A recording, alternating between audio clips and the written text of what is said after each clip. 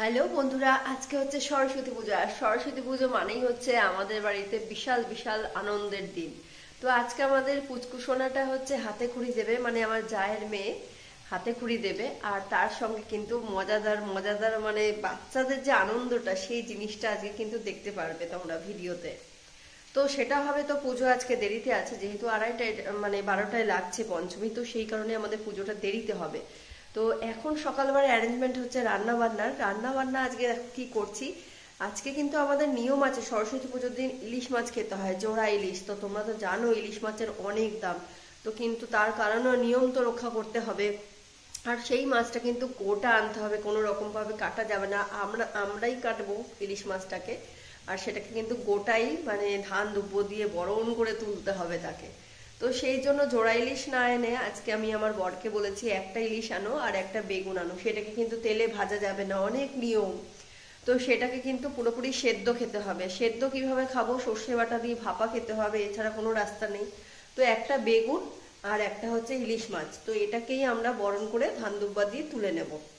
তো বর গেছে বাজারে, আমাকে ফোন করলো যে হ্যাঁ ইলিশ মাছ পেয়েছি, মানে পাওয়া যাচ্ছিল না অনেক কষ্ট করে, যাই হোক অনেক দূরের বাজারে গিয়ে পেলো।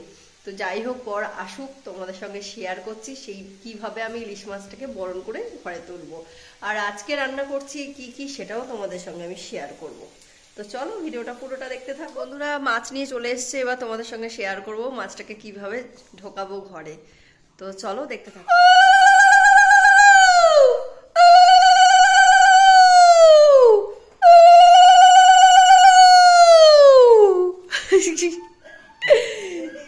ছেলের অবস্থা দেখো কেমন, ও ভয় পেয়ে গেছে, ভাবছে মা উলো দিচ্ছে কেন, মুখ চোখ দেখো আসছে আবার।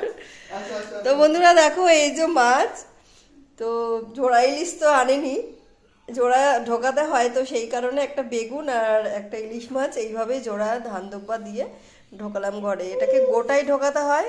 আর এবার এটাকে কাটবো, তারপরে কেটে রান্না করব। তো চলো এরপরে আমি এটাকে কাটবো বসে বসে। আমি তো মাছ কাটতে পারি না, তাও চেষ্টা করব আজকে কাটার। দেখো বন্ধুরা, মাছটা আমার শাশুড়ি মা কেটে দিয়েছে। আর মাছটা আর বেগুনটা এরকম ভাবে কেটে নিয়েছি। এটা পুরোটাই সেদ্ধ রান্না করতে হবে।